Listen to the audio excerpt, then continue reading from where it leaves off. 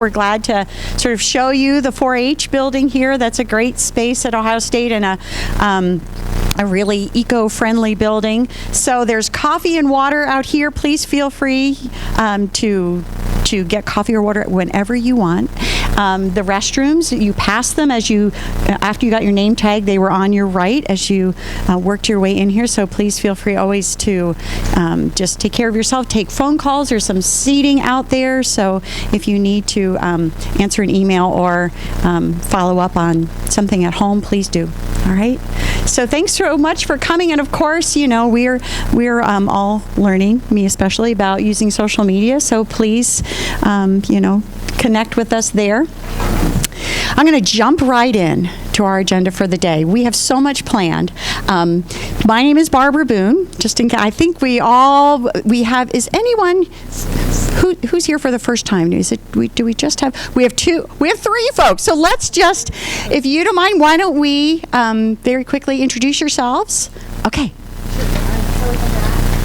I am the Chief Academic and Product Development Officer at McGraw-Hill Education, which is just north in Polaris, and I'm excited to be here. We're really excited to have in the midst of our family members and our organizations and our principals and superintendents a corporate sort of voice for us. So that's really exciting for us. In McGraw-Hill, of course, education and community outreach is a big part of your corporation. So we're excited to make that connection. All right, over here.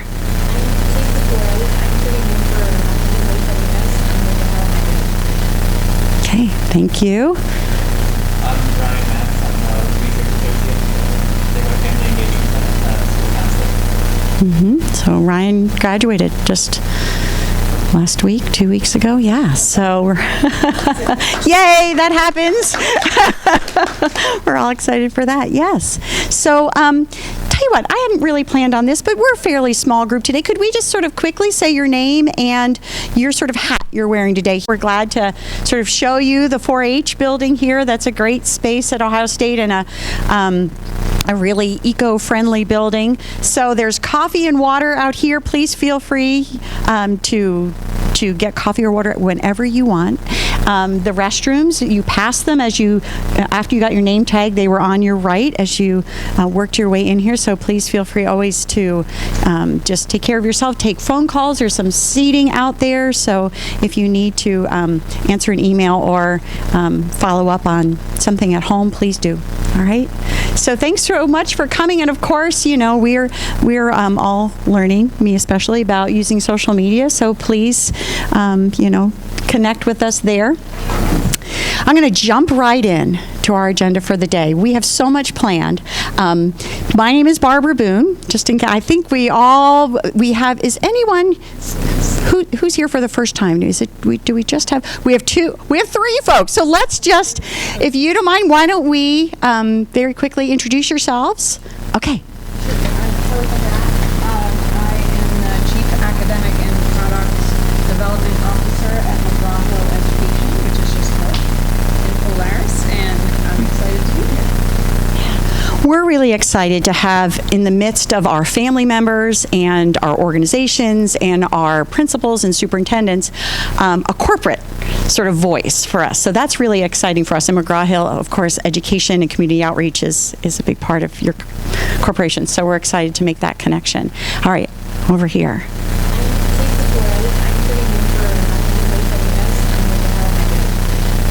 Okay, thank you. I'm Ryan Matz. I'm a research associate at the Family Engagement Center at school counselor. So Ryan graduated just last week, 2 weeks ago. Yeah, so we're yay, that happens. We're all excited for that. Yes. So tell you what, I hadn't really planned on this, but we're a fairly small group today. Could we just sort of quickly say your name and your sort of hat you're wearing today? Or will receive the training and implement this research-based model that's been around for actually a number of decades, so almost close to 30 decades of research behind this model. So we're excited about that. So that's something we're moving into. These are the things we promised to do, and that we would create, gather, and make accessible resources for families and for educators that all help us to work together. And so here's where we are with that. So one thing we promised in the first year that we would start by building this website. And so we're going to review that with you today. We've been working on that, but we want to make sure that it's something that you think, yeah, this is some place where I could go to find resources. And we also would like to hear from you, what resources should we be highlighting there? Where should we be pointing people to?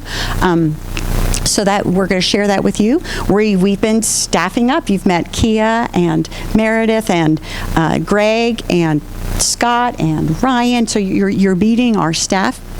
We also will post this Saturday. We are posting a position for another family engagement coordinator.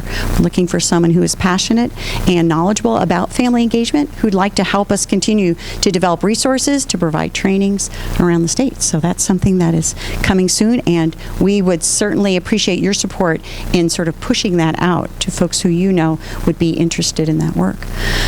We are formalizing our partnerships. We have formal memorandums of understanding with the Ohio Department of Education, with the National Center, with Johns Hopkins, with a national evaluation group. So we are, in this first year, formalizing all of those and making sure that those agreements are in place. And working on the framework. Every time we've come together, we've worked on that framework, and we'll do more of that today.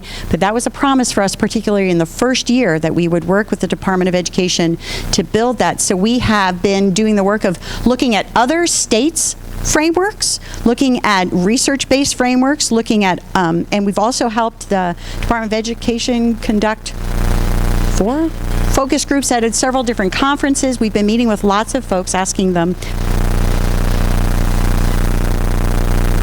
planning on a rollout for that and the writing of that framework.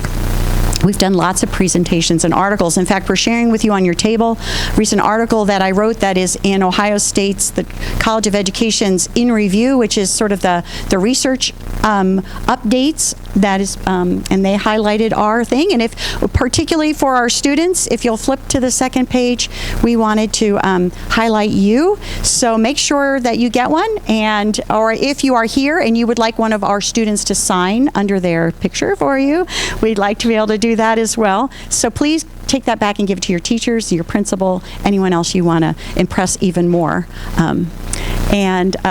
So we also have right now, we are surveying all of Ohio's districts that are in what our Department of Education might call a moderate or intensive support status, asking them about family engagement, what they have in place, who they have working on that, what plans do they have in place, because we would like to see more districts have people in their district who are trained, who are focused on how well we are working together with families. We'd like to provide them with resources and training.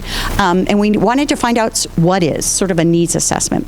So that survey is out now, and our state support teams are actually working with us to call districts to say, hey, we know you receive surveys all the time. Would you please respond to this one? So we're sending it out again and again and trying to get that information back. We kept it short. How many items? 11 items. We tried to make it easy and quick to do. So that's out. So that's where we've been doing. And of course, we promised a state advisory council. And actually, there was a national webinar this week. Our federal officers, as well as the technical assistance providers for all of the 12, asked us to present about you. They're impressed with you. They're impressed with how well we've done it. Other states are trying to figure out what sort of advisory council they're going to have. They're still sort of trying to get up and running. And they put us out there and said, we like what you're doing in Ohio, and we want other people to see that. So they were asking us for, will you send this? Would you send that? Would you send? And we're sharing freely with the other states about how we're working together. So a little pat on our back. Okay, here we go. We'll keep moving forward. So where are we headed? So we start in August bringing Johns Hopkins and the National Network of Partnership Schools to Ohio. We brought the handbook along. It's actually in its 4th edition. So we'll start this year with 16 Ohio school districts and 32 schools. We're going to be developing resources, particularly our grant says that they would like families to understand school choice. And we know that school choice is a big C You can choose to go to this school or that school. But there's always that little C choice, too, that we make every day of, well, what course should my high schooler take? And what should I say when I think my child is experiencing anxiety at school? Who do I talk to? There's choices families make every day to support their kids, and educators do too. And so we want to speak to both of those. Understanding our state report cards. That's something in the grant that was promoted, and we think that we could work on that in Ohio. We think we can prove that. We have some particular interest around working with schools and families around the middle school transition, and know that that's important, and that sometimes students who are going to drop out later in high school, sometimes we see that the trends for that start in the transition to middle school. So we really want to look at how do we do that better? How do we help families to know how important that is and what they can do? Because sometimes I think we're telling families, well, they're getting older, so you can let go. They're independent, right? And then we see these things happening, and we think, no, I think we all know there's still a really important role that families play. So what can that look like? How can we help more people know that? How can we help more schools help families know that as well, and what we can do together? So that's just family engagement and education in general. Those are some things trainings and resources for teachers and principals, and we've been working with some of our districts, like Seneca, some of our leaders, to say, how can we help those district leaders out there who are already working on family engagement at the district level? How can we help them connect with each other and learn from one another? So we are working on pulling together sort of a community of practice for any district leader in Ohio this is their hat. Their job is to work with families. So those are things. Those are sort of some of the top things on our to-do list. We also are excited about the idea of having an awards program for schools. We would love to see banners hanging on schools to say that we are a star in really working well with our families, that our families are our partners, and we work hard at that partnership. So we don't know which form that's going to take, but it keeps coming up as something we would really like to do in Ohio. So, all right. So any questions for me about any of those things that we are headed towards or that we're working on now? Questions from you? Comments, questions, thoughts? All right. I'm going to keep going then. And I'm going to hand it over to Jen Bavery. So let's hear about Ocali. And we all of us is sort of, we all know the titles of our groups, but what goes on at Ocali? Do you want me to pass things out? I thought I could leave them there and people could grab stuff if they wanted to, and then I just that right now. All right, very good. Perfect. Well, thank you, Barbara, for the time to do this. I appreciate it. How many of you are familiar with Ocali?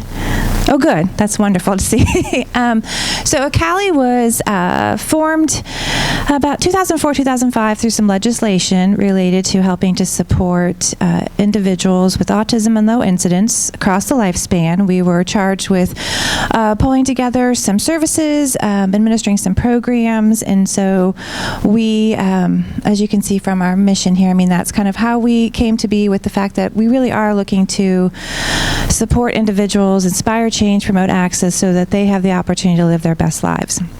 We do this through three core functions, the first being that we inform policy. We really try to get in front of legislators and administration and other folks just to make sure that disability and individuals are part of the conversation from the start. Our second area is through consulting and collaborating, like we are doing today, just connecting with other groups and making sure that we are partnering the best way we can to help support the work that they're doing and then the work that we are doing. And finally, through deploying best practices. So we do have a lot of resources and tools that we are trying to get in front of families, educators, and professionals to help support them in the work that they are doing.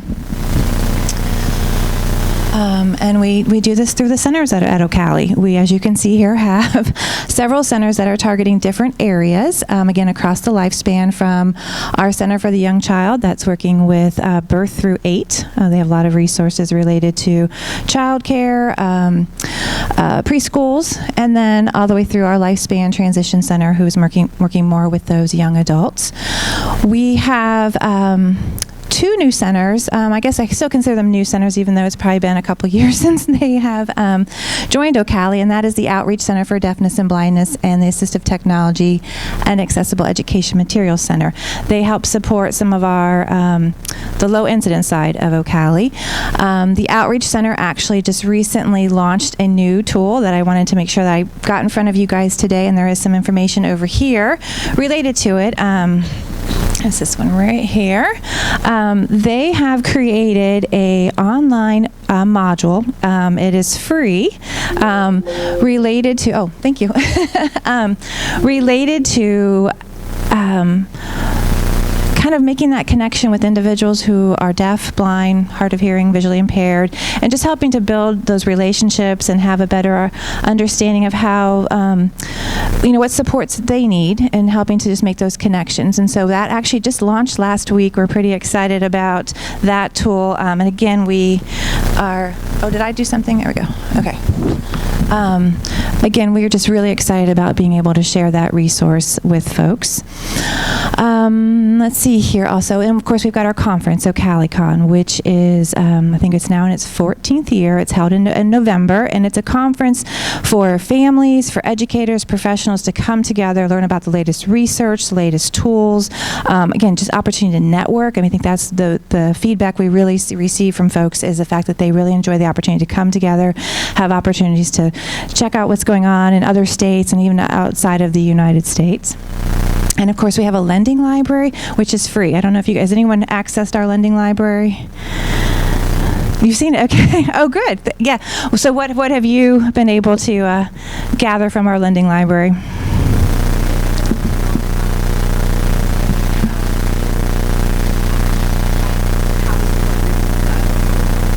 Oh. Great. Okay. Yeah, so the lending library has books, we have AT devices, we have assessments, we have sensory kits, and all of those are actually free for folks to check out and have access to for, there's short-term and long-term. It's just like when you go to any library and being able to check that out. The great thing is that we actually ship the items to you, so you don't have to be here in Columbus to go and get them, and then we provide the option for them to be shipped back to us. So I would definitely check it out. Go ahead and open up a library card and just check out the resources that we have there. Okay, so as Barbara mentioned, I am the program director for the Family Center. We actually are going to be updating the name to include community outreach, so that'll be coming here soon with some of our materials.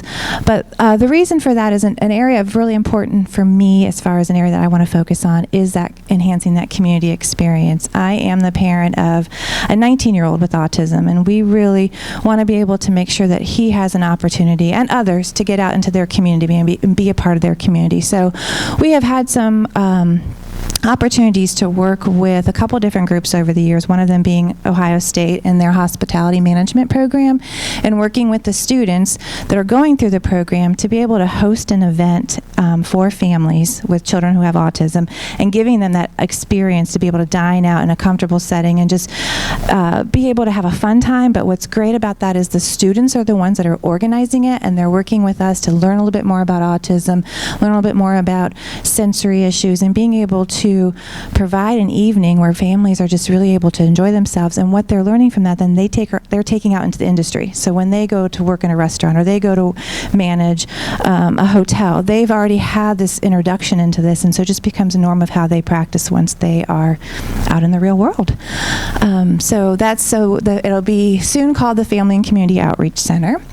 But our main focus in the center is really connecting families and the agencies that serve them with resources, just as Ocali does. We really want to make sure we're getting information out there for folks that are working with individuals with disabilities, just to make sure that they are well informed of the latest strategies, the latest tools, and just really be able to make those connections with those individuals.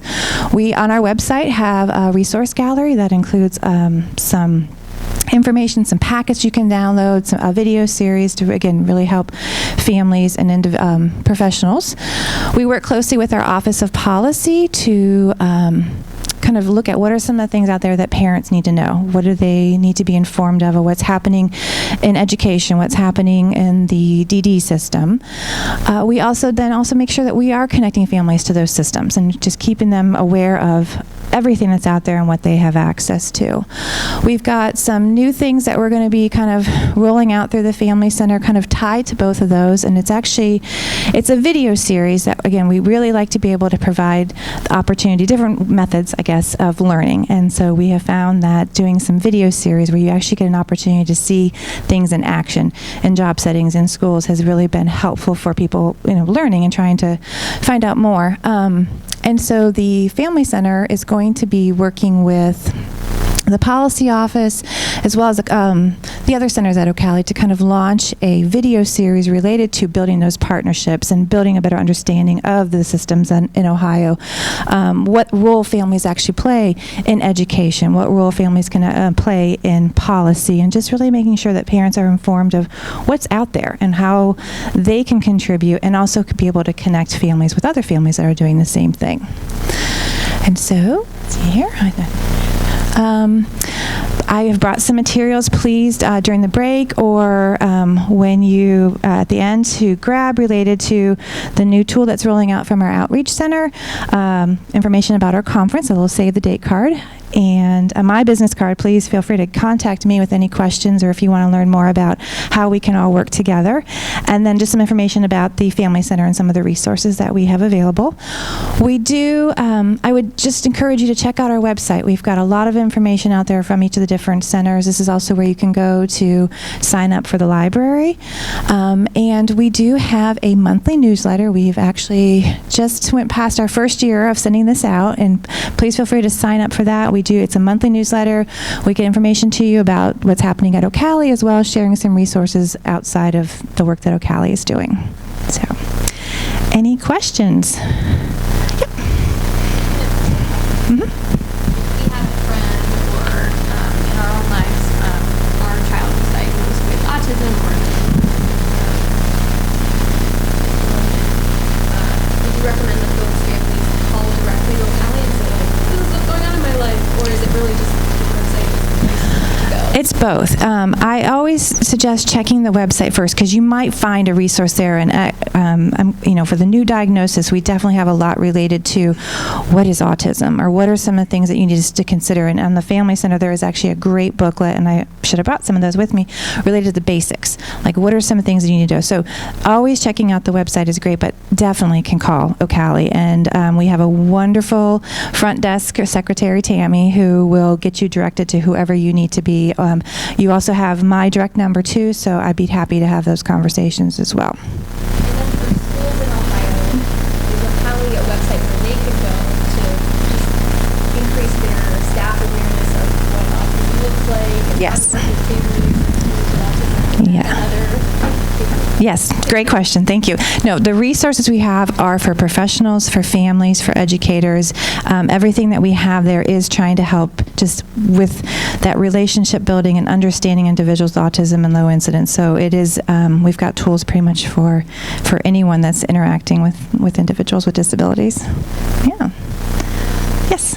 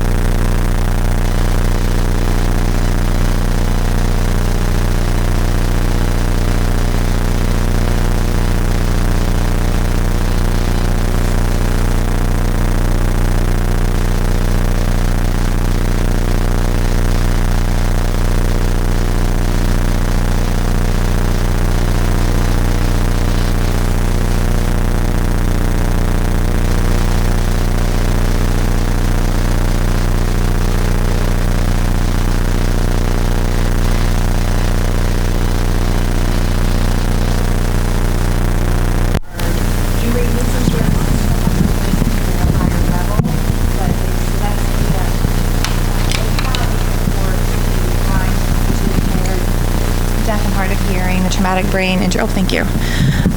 We also have other medical related, so it's kind of covering that other area of individuals who do require services. It might be a higher need that they have, but it is a low population within the education system. Okay. Yes.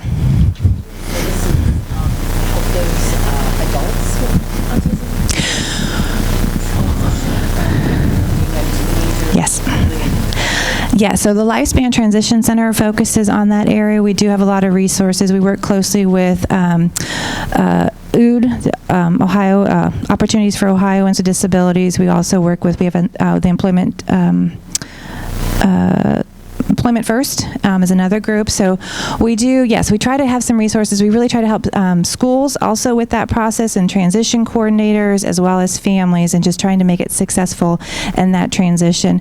We have also supported adults and trying to connect them with resources. And I guess that's the other thing to mention. So Cali is not exactly a direct service provider, but what we do we are kind of a clearinghouse of information and resources, and trying to make those connections to the services that could best support the individual. And so I know we do have several adults that call us as well that have long past been out of the school system, and we do try to make sure that they get connected to some resources.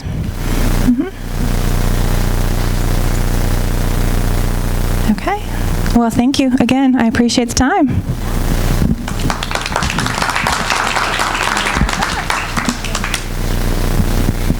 Thank you so much, Jen. O'Cali does so many amazing things, and it's, as someone who doesn't have a whole lot of exposure to children with autism, with adults with autism, going and just watching the videos on O'Cali's website is really eye-opening. So I would encourage you to do that, and maybe with some of your colleagues or family members, just go and learn, because it's a great place to learn.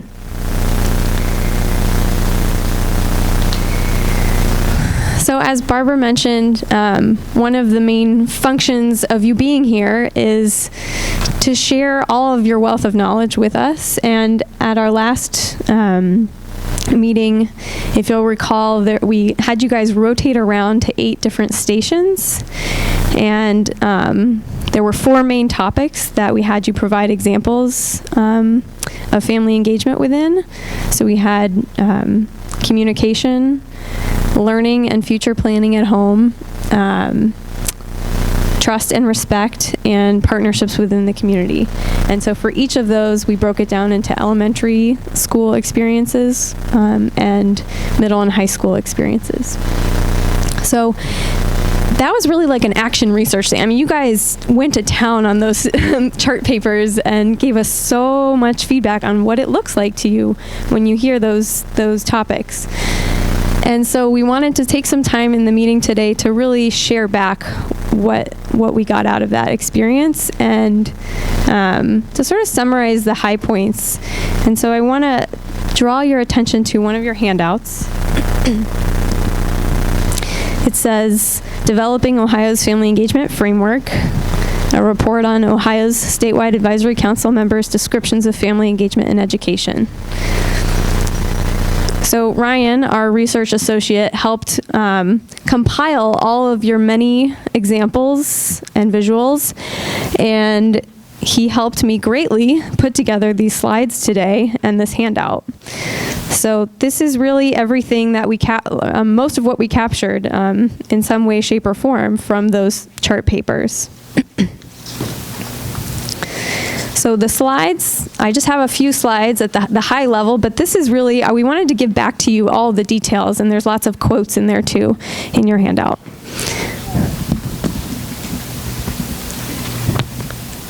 So we thank you for sharing that in your mind, when you hear effective communication, what that looks like is that it's individualized. It's focused on each child. It's personal.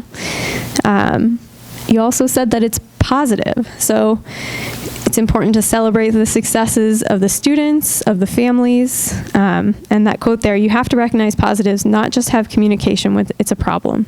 And that came up a couple different times, the idea of being regular and consistent and proactive.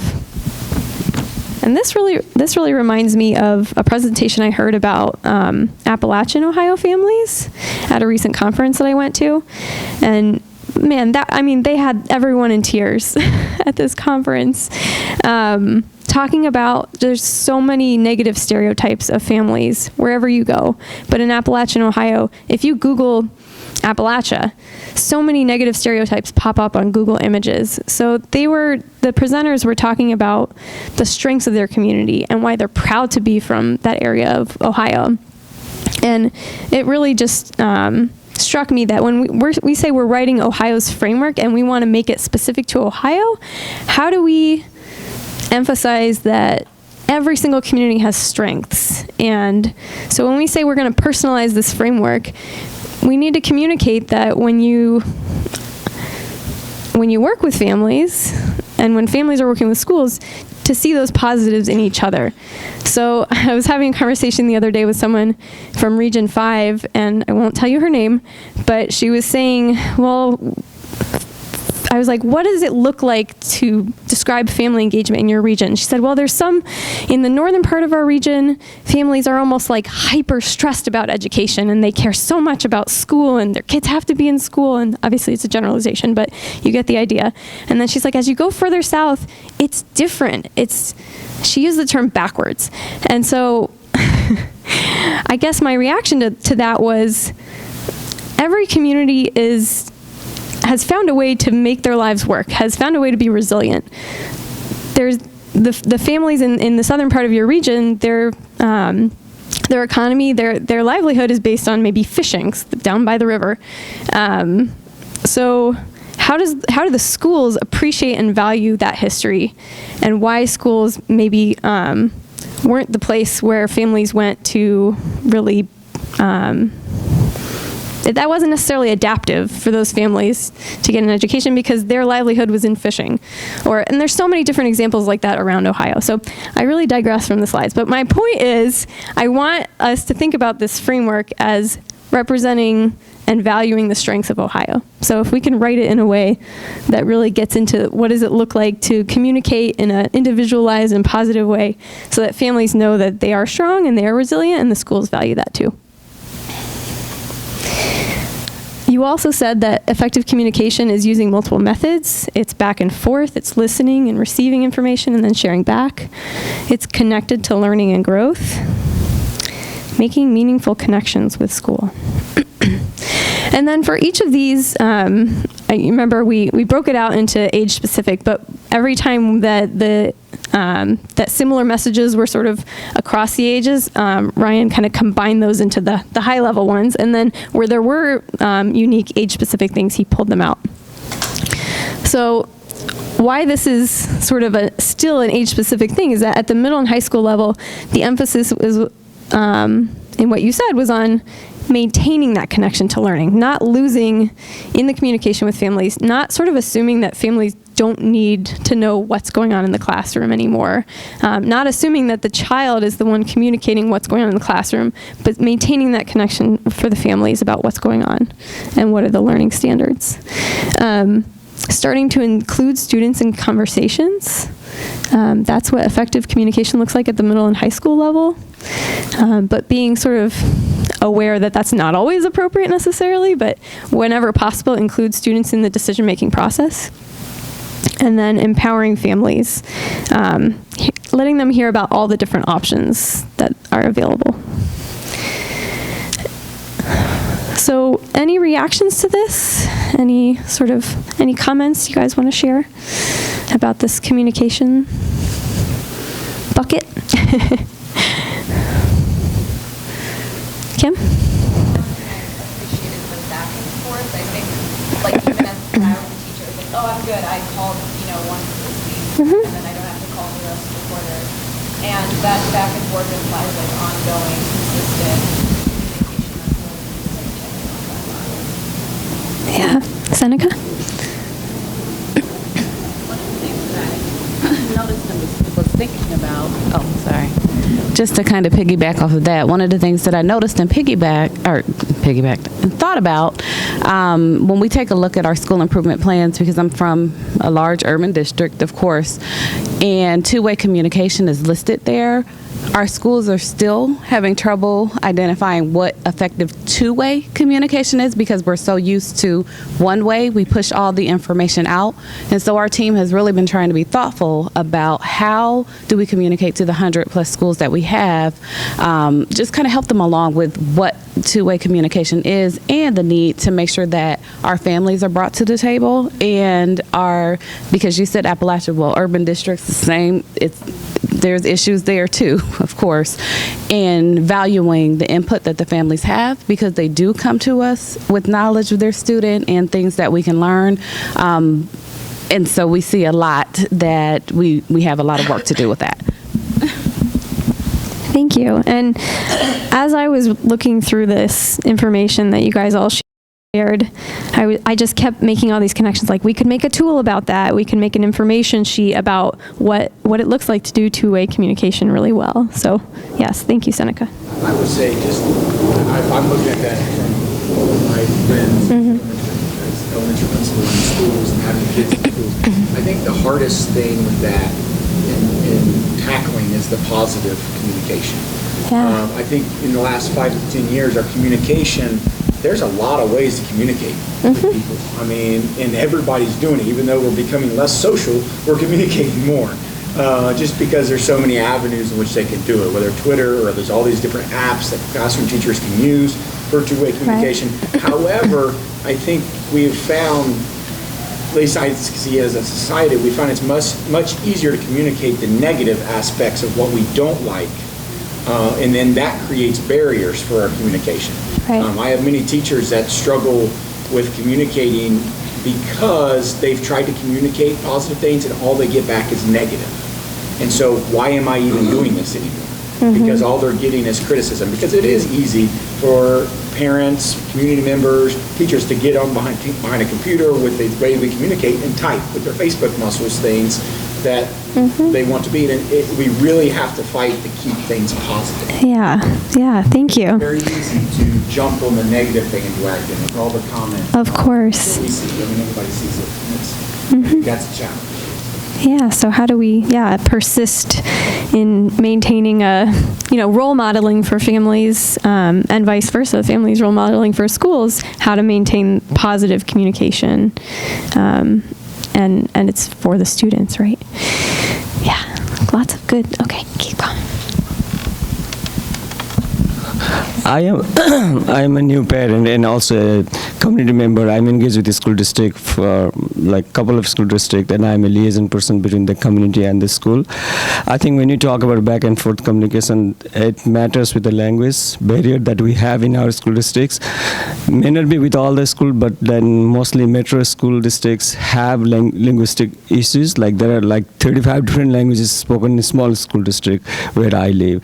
So there is a challenge for the school district to manage that resource, how they can effectively communicate with the parents, because they send voicemail in English and they speak Urdu, or they send voice message in English, then family speaks, they don't even understand what is being sent. So I think there should be a tool that can help the families to see. I think this advisory council can have resources that would be available online so that the school can use it. I think that has been the biggest challenge. I have been like jumping in and out, interpreting them, but like how much I can speak? I speak 4 languages, that's all I can do. But then there are areas where the school needs more languages capacity. They don't have staff capacity with those, and we cannot have all language speakers in one school. It's not possible at all. But then how can we gather resources in our website that can help? I think this has been a challenge to Columbus City School, like our suburb school, like the school district where I live is Lincoln Heights, a very small school district with like 2 elementary school, 2 high school, 1 middle school. But still there are challenges because there are 30 different diverse population in that small school district. So that is also one of the issues. Yeah, thank you. One of the projects that we work on, we put together sort of a overview of how to make the project accessible, and it's really exciting to hear that it involves parents and caregivers and teachers working together on teams, and we wanted to have English learner families represented on those teams. And so there are some school districts in Ohio that have teams of parents and teachers with an interpreter in the room, and I think that's really cool. So, but one of the documents we created was like, how to make this process accessible. And so we outlined all the different resources in Ohio and nationally for translation and interpretation. And so something like that on our website, sharing sort of when schools in Ohio do this well, this is what it looks like. These are the resources you can tap into. That would be good. Eric. Okay. Last one.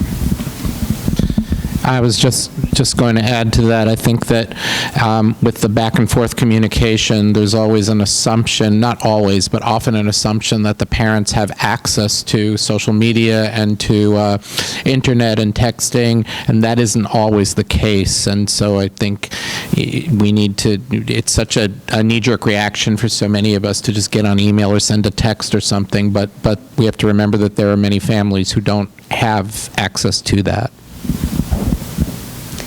Yeah, and as a center, how do we listen well with families without internet access to what their needs are, and how do we get our information materials out there in multiple ways? So just kind of piggybacking off of that, leveraging that, thinking about the fact that we have our grandparents, and what we ran into was there are families who have members who are illiterate who don't know how to read. And so being able to communicate with them, there's this notion of, I know when we send everything out electronically, but we can't forget about that face-to-face interaction. And I think we conveyed that a little bit further down, but those relationships matter, and those face-to-face interactions. And so how do we create those models where we can have those conversations, not necessarily over the phone, but those real conversations? One of the things that the districts in my area did, they actually went out to the neighborhoods to try to meet the families. This was in like the first week of school when they were still in convocation, and really knowing the area that the students were coming from. And so that was something that the teachers did. That's great. Part of the teachers union, one of the things they did, they took a bus tour so that all the new teachers coming into the community and working in that district actually would be able to see all of the different places where those students were going to be coming from, their homes or just their neighborhoods. I love that, and I love that it happened at sort of the system level, and it wasn't individual teachers being required to do it on their own time or not compensated for that experience. I like that it was at the system level. Thanks for sharing, Krista. Okay, I'm probably going way over my time, but I think this is very interesting, and you guys have had a lot to say, and I appreciate that. When we asked you about trust and respect and how those are built, you said follow through, do what you say and mean what you say. That's huge, and it's important in any relationship that is from all levels. So from the family knowing that they are expected to follow through, and the school modeling for families that this is how you do that well and following through on what they say. It's easy to sort of set ourselves apart from others. So when I see this community involvement, what that really means is the school staff being out in the community, being visible, being ambassadors for the community. So how do we show our pride in the community as school staff? How are we present for the families in everyday situations? I know a lot of teachers that try and avoid their students when they're out in public. That's not necessarily how you build trust and respect, and sort of, cringing when you see your students in the restaurants. Probably not a great way to build trust and respect. Safety. I wonder if we could spend time unpacking all of these terms. So on your handout, under safety, you guys said physical safety, psychological, and cultural safety. I wonder, what does cultural safety mean for a family who lives along the river in Columbiana County? And I wonder what cultural safety means for a family in Cleveland. I wonder what it looks like down in Cincinnati. They probably are a little bit different. So that would be interesting to sort of unpack what all those things mean at a later time.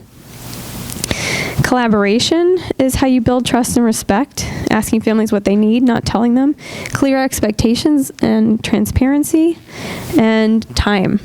Yeah. It takes time, not giving up when we get a family not showing up, or if we have a hard conversation via phone, not sort of giving up on that relationship. For families of young children in particular, you said role models, teachers modeling good behavior and discretion. So I think I said that before, showing discretion about when a child should be in the room and part of the conversation and when maybe is not, especially if it's going to be a really hard negative conversation. Maybe finding a way to make it growth mindset oriented. How do we make this better? How do we make a plan together? But then when the child should be part of that plan and when maybe they shouldn't be. For families of older children, you said providing opportunities to give anonymous feedback and avoiding assumptions. So assuming the best in people, that's good.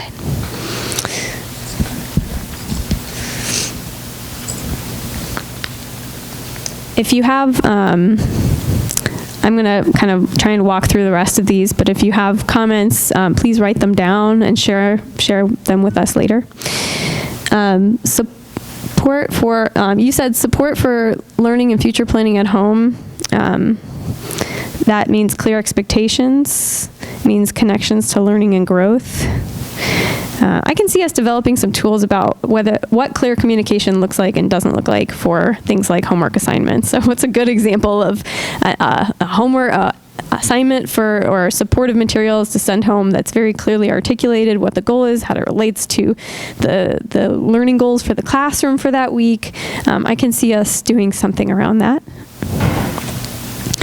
Or maybe even just connecting to another example of something someone else has done on our website. Mutual understanding. Schools and families both sharing their hopes and goals for their students with each other. There's so much here. You guys shared so much, and I'm thrilled to be able to sort of report this back to you guys. For families of young children in particular, connecting families with information about child development and what's sort of to be expected and sort of the spectrum of what they can expect that year for their child. And then the more that teachers know about the children, they can sort of tailor those sorts of materials to families that might want more information about their child. At the middle and high school level, support for learning and future planning at home looks like providing information about those transition times. And again, inclusive conversation. So many of these things, we sort of saw connections between all of the different buckets. So it's nice to see how intertwined these things are. So trust and respect is so much about communication, and support for learning at home, that mutual understanding, connecting to, they're all just very intertwined. And one of the things that was sort of a big picture aha when we were looking at all the feedback from you guys and also from the focus groups we did at 2 conferences after we met with you last time, was that there seemed to be a difference in what you guys said in the area of trust and respect and the other 3 areas. And what we were thinking, and let us know what you think about this, is what if trust and respect was how to do it well, and the other 3 buckets were what it is, basically. What is family engagement? It's these 3 areas, and then how do you do it well? You build trust and respect. You have clear expectations. So that's one of our options for the framework, is sort of focusing on those 3 buckets of what it is, and then moving trust and respect into a how to do it well section.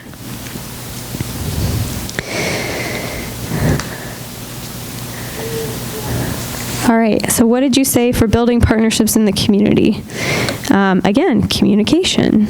So figuring out what community partners need, figuring out what families need, trying to make it be a mutually beneficial set of relationships, focusing on holistic needs. So that's sort of sometimes how schools see community partnerships, is extending the number of services. So Kathy was telling me that she was hoping that it would be mandatory in every Ohio school district that they have a curriculum for life skills development.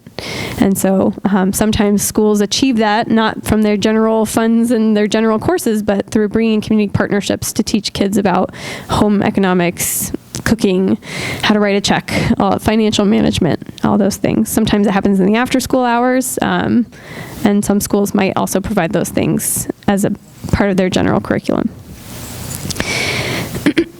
So increasing access and intimate knowledge of the community resources, they're sort of connected. Like, how do you increase access for families? Well, you have to know about the resources first, right? You have to know about what's in the community. There's a great example up in, I think it's Canton. There's a school up in Canton, Gibbs. Yeah. Their principal knows that community so well because she grew up there, and she does a phenomenal job of connecting families with resources, bringing resources into the community, or from the community into the school. I can't imagine someone being able to connect families that well with resources who didn't grow up in that community. So sometimes it's about, if you're new to the area but you're working in a school, encouraging the staff to really get to know what is out there in the community that they can connect families to. For families of younger children in particular, focusing on literacy, community partnerships for literacy, and field trips. Yeah, getting kids out into the community in ways they don't normally see the community. And then at the middle and high school level, no surprise, a focus on college and career.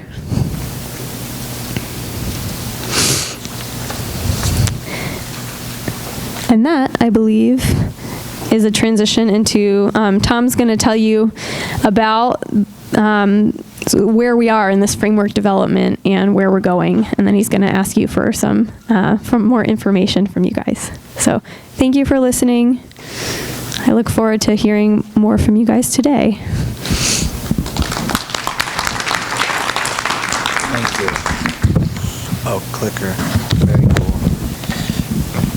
Morning, everybody. I'm going to blow through a couple slides here, and then we're going to have some time together where we'll be discussing and sharing some resources, and during that time, we'll be a little more free of a time so we can, maybe get up, grab a drink, go to the bathroom if you need to. But if you can bear with me for just the next 5 minutes or so, and then we'll have a little more flexibility in our time. I appreciate you guys being such a great audience today.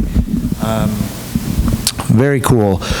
So just to remind you all of what we're doing here and what you've been so influential in helping us with is that the Ohio Department of Education really took on a commitment to kind of formalizing family engagement for our state. And when I say formalize, just really provide some resources and supports around it, because we go around and we get on the road and we talk about how great it is, but we really didn't have a lot at the Ohio Department of Education really dedicated to that work. We're lucky we have such a great regional support system that's been helping us with that, but we wanted to get our stuff in order. And to do that, we really wanted to focus on having a definition and having a framework, which I was actually told by our communications department this week is a bad word. Frameworks are jargon words.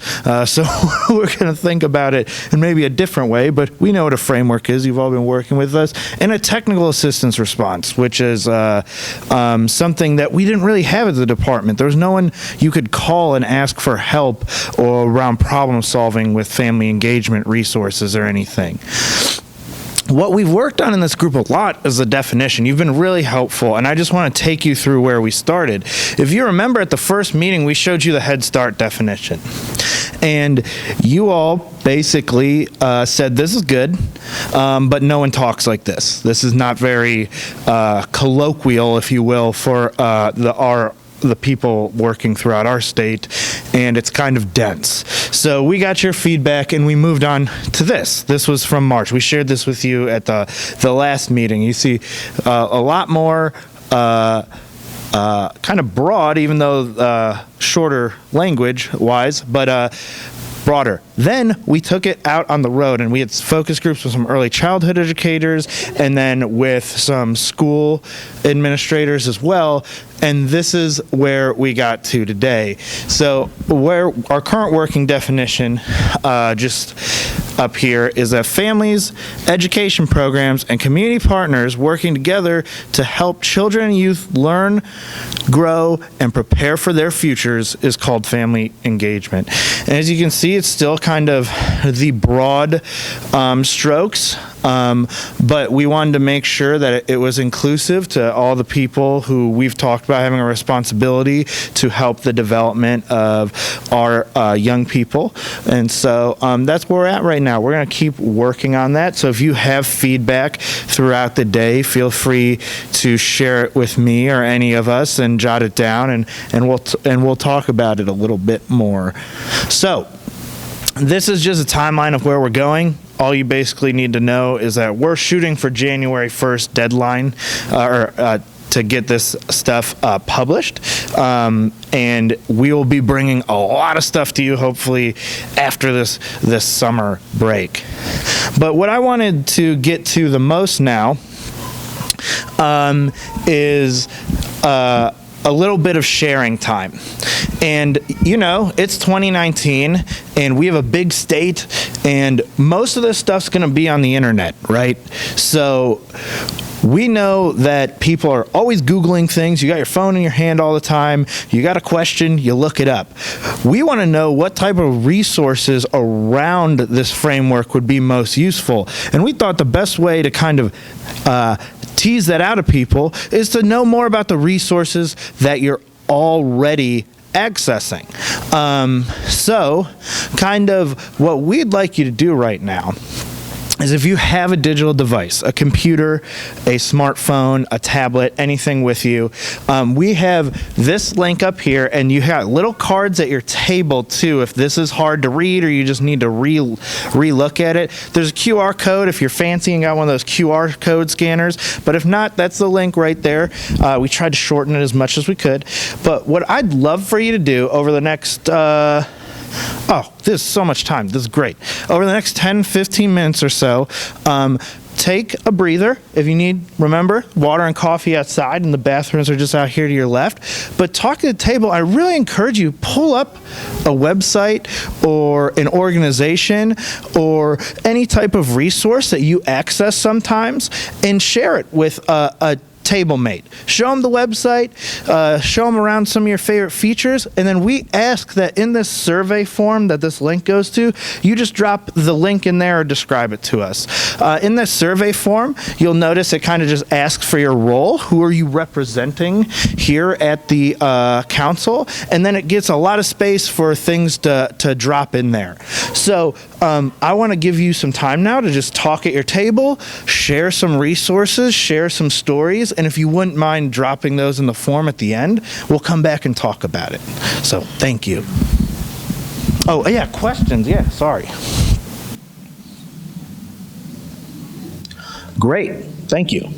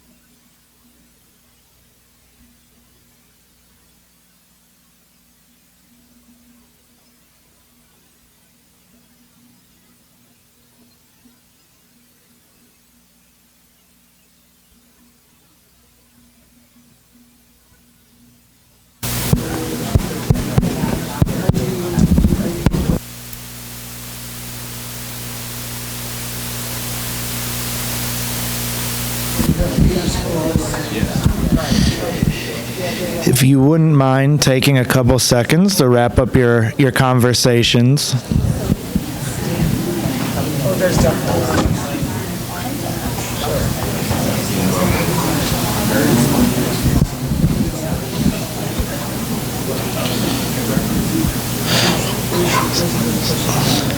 So I was super happy to come back in the room after grabbing a cup of water and seeing that there was limited technical difficulties and everyone was talking. I was quite nervous about this experiment, but it seems like some of you have really had an opportunity to provide some feedback. Probably take 5 or 10 minutes now to look at some of the things people sent in, and we can share this out, but we really are going to use this to do some research ourselves. And it's really interesting to kind of see the range of resources that people have been adding up here. And as you saw in the form, excuse me, I'm all good. As you saw in the form, there's multiple places. I just didn't want you to have to fill out the survey a bunch of times, so I put in a couple lines for you all. And so we got, 17 responses, 18 responses, 11 responses. So does anyone up here, because we see a couple of things coming up a couple times. ODE, that's very flattering. No, I'm just kidding. ODJFS is a great resource. I know that that's such a big organization, can sometimes be hard to navigate, but they do work directly with families of young children, and then of course all different types of families throughout the state. So that's a good one. Disability Rights Ohio, love it.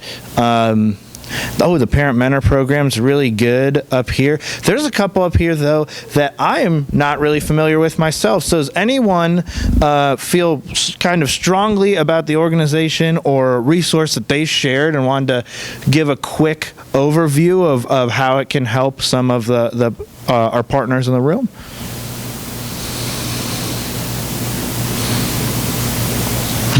Thank you.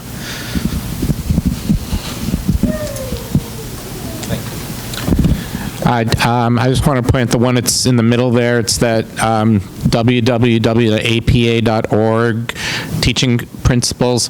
This is a resource that is put out by the American Psychological Association, and it's been translated into 20 languages now, and it's essentially, it's the top 20 principles from psychological science that are research-based and are related to children and adolescents learning in school.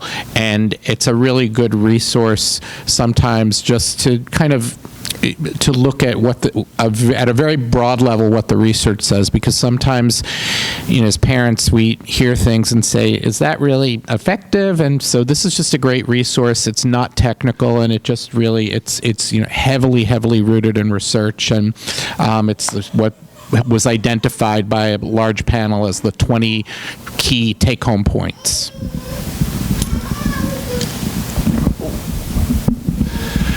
The last one, ohioline.osu.edu, is Extension's outlet for disseminating a whole host of fact sheets, and mainly fact sheets written for the public related to just such a wide variety of different topics. So things for families, topics related to health and nutrition, food safety, money management, human trafficking. So just a wide range of different topics, not necessarily related to schools and school performance and learning, but topics related to life. Anyone else really passionate about a resource? Yes, ma'am. That one wasn't mine at the top, but I do work for the Ohio Coalition, and we are the Parent Training and Information Center for the state. So we support families that have kids with special needs or disabilities, helping to train the parents so they can go in and be the best advocate for their student. We have lots of different resources. We work closely with the parent mentors. I noticed that was up there, so I am passionate about that one. other resources, people want to talk? Okay, well, that's okay. What I would like to say is that this part's really important for all of us. So we're going to make sure that we're able to share these resources. You all can have a chance to kind of look over them yourself. We're going to use it kind of for like some research and thinking through prototyping and stuff for the types of resources that are useful to you all. But the kind of last thing that I want to do with my time today, and I'm really happy that this came up a couple times in here, is that, see, someone right here says Google. And while we know that Google is not going to just magically give you the best possible resource all of the time or even most of the time, the fact of the matter is I have a Google search bar on my phone, and when I have a question or an issue, I type into Google, how can I fix this issue? And people had YouTube on here too. Fixed my entire drying machine a couple weeks ago just from YouTube tutorials. It was wild. It's a great time to be alive. And what I wanted to get a little bit of your help with, and this is mostly going to be for us to learn about kind of how you're engaging with these search tools, is to either really, if you're having a current question about something related to school or your child or your child's education, or if you're having kind of a struggling situation that you're dealing with, or if you could put yourself in that space, because I think we've all probably been there at one time or another, having a question that we just didn't have the answer to or know where to go. If you could do that and just tell us in that survey exactly how you would Google it. Don't jazz it up for us because we're reading it. Just pretend that part of the survey that says about the Google in there, just pretend that's the Google search bar and tell us how you're going to Google the answer to this question or problem. It can really be any type of question or issue that you're running into. It's just going to help us think about kind of how people are thinking about addressing any questions that they might have. Do you have a question? In some of the communities, the local United Ways 211 services have, where you're going to make me use that. I'm going to. Okay, all right. So in some of the communities, the local United Way 211 services have those services where you can actually just go to the United Way 211 and then you can look it up for whatever type of service you need. If you need medical, housing, but also in some communities, at least in our community in Stark County, for example, the Stark County or Stark Mental Health and Adult Addiction Recovery, they created something that's called Stark Helps, or Help Stark, and it kind of connects with the 211. So I'm wondering if within our local communities, if there's already something happening at a county level that we should add to that, because that's where a lot of families go versus then recreating the wheel. So just wanted to note that. Absolutely. Okay. Very cool. I think that's super helpful. I do know a lot of communities that heavily utilize the 211 services. So if that just clicked with you and you maybe know some of those partners, feel free to throw that in the survey too. But at this point, we got about, I don't know, 5 or 10 minutes for you to think about how you're Googling things and get us some of that information. Feel free to talk a little bit more at your tables, and then I think we're going to have like a guest message. Can you give us an example? Sure. Right. Okay, one example. How many of you have students in high school or anyone? Yeah, so you might be aware that like graduation requirements are always kind of up in the air and changing the last couple of years for some reason. How do I know what courses my student needs to be in or what the requirements are for graduation? I would probably Google high school graduation requirements, Ohio. That's what I'm looking for. But also, however you would Google it, because I'm not you, and you should Google it however you Google it. So That's kind of what I'm thinking, and that'd be super helpful for us. Thank you.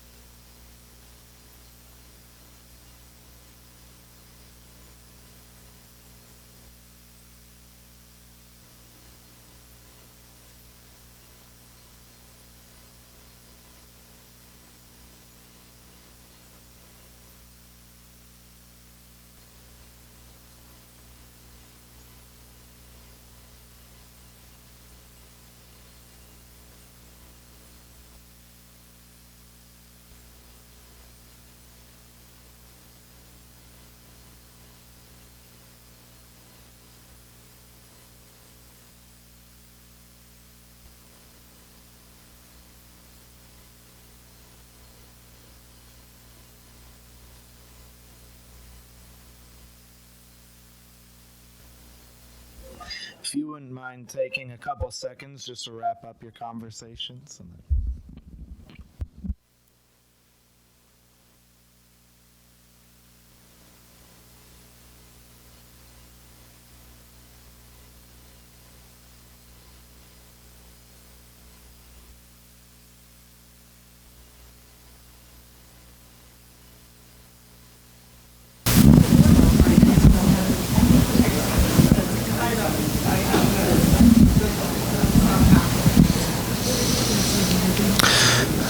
Okie dokie.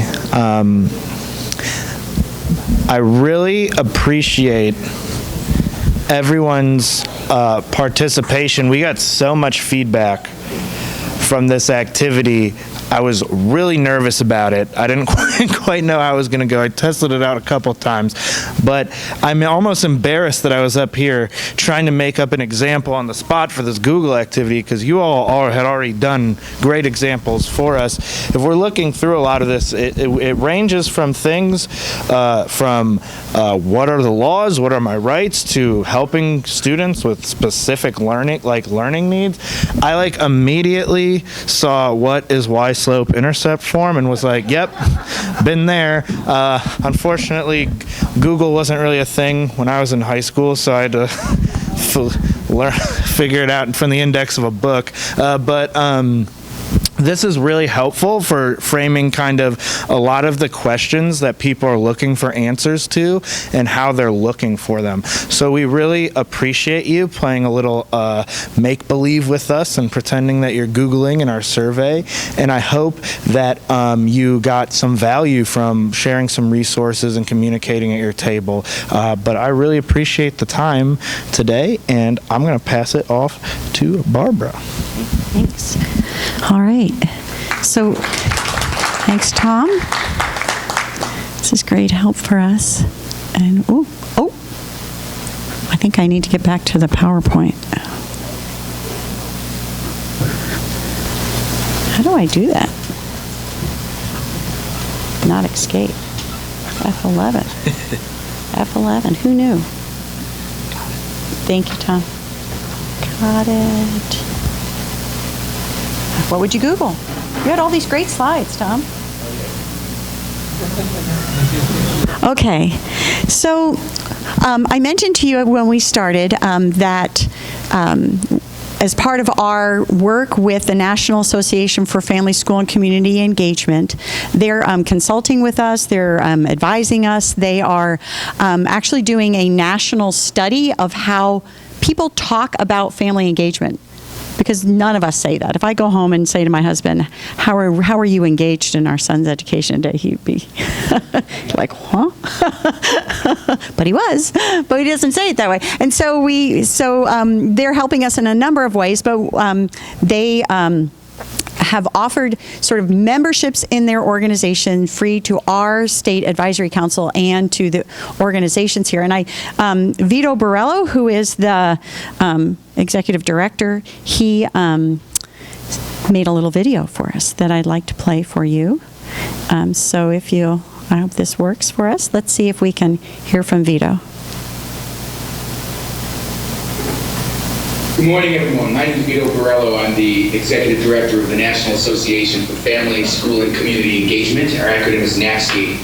And it is a pleasure to welcome you this morning.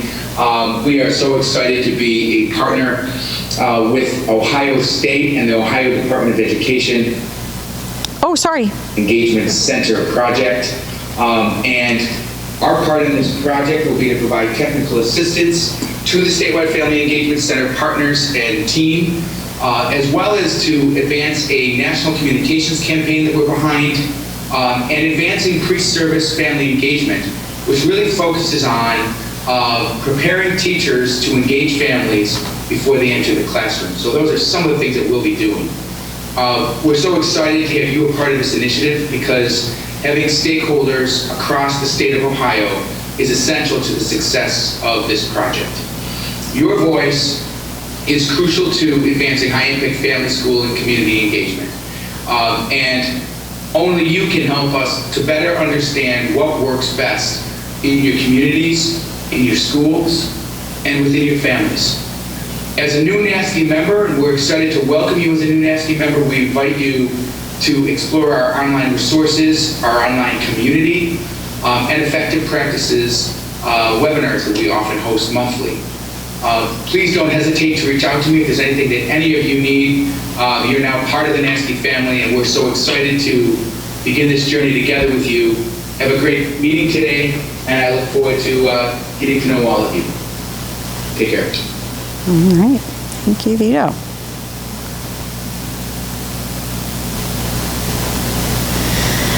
All right. So we are offering this. It is an invitation. So I don't want to be presumptuous and think, well, this is something you'd really like to do. But we hope that maybe you'll try it out and check out the resources that they have. They host webinars regularly where you can participate live on various topics. They're, like I said, they're trying to face and provide resources to family members, but also to school personnel and organizations at lots of different levels. They are part of a national conference that last year was in Cleveland. This year we're headed to Reno. We'll be presenting there as well. So we wanted to give you some time to get on your device. If you look in your email, I'm assuming you might have an email invitation, and give you a chance, if you'd like, to sign up and while we're here to maybe help you sort of figure out the website. If not, it's always something you can do later. But we'll give you a moment to do that, and then we'll check on lunch because it should be about lunchtime, and we'll just flow right into lunch. So if you take a minute, relax, look at the NAFSCI membership invitation, and then we will give you the details on lunch. Okay? Any other questions for me?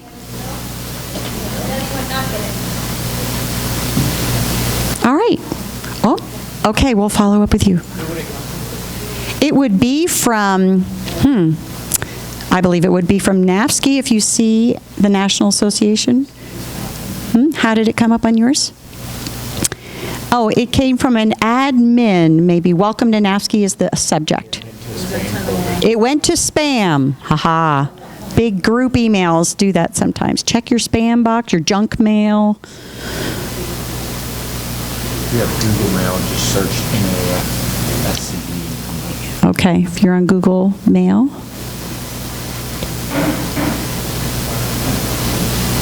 Raise your hand if you want someone to help you find it.